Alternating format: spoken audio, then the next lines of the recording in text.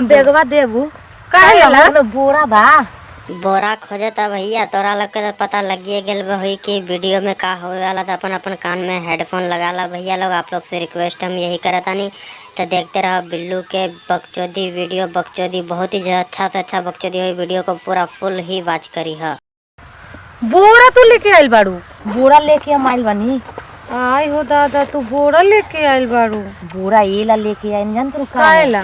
का हनु हाँ, स्कूल ड्रेस न हो, नीचे बिछा के पेले में ठीक रही। अगर यही नीचे पेला पेली करम सन तो स्कूल ड्रेस में गंदा लाग जाई। तोरी बहन के बुरी में घोड़ा वाला लौड़ा पेला। अब भैया लोग हम का करब, ये सब खुदे बोलबावता बिल्लू से। तो बिल्लू के तो बोले के पड़ी। देखतानी कि बोरा लेके आइल बा चोदवावे के खातिर। अब बतावो, पेलवाई खूब पेलवाई, बोरा लेके आइल बा।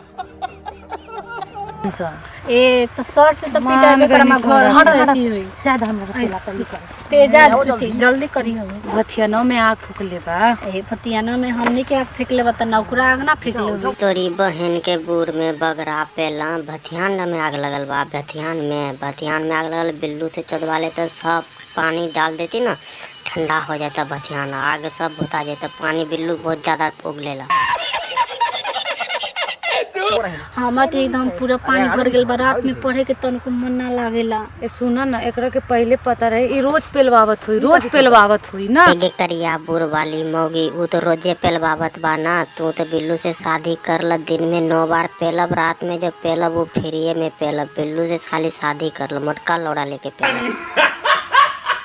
भैया लोग वीडियो अच्छा लगल हो तो एगो लाइक ठोक दियो। चैनल पे नया हो तो सब्सक्राइब करके घंटा जरूर बजा लियो। काहे का घंटा बजेबो तो आवे वाला वीडियो आप लोग के पास सबसे पहले पहुंच जाए, ऐसे बकचोदी वाला वीडियो। तो आज के लिए यहीं पे समाप्त करता रही। चलो बाय बाय।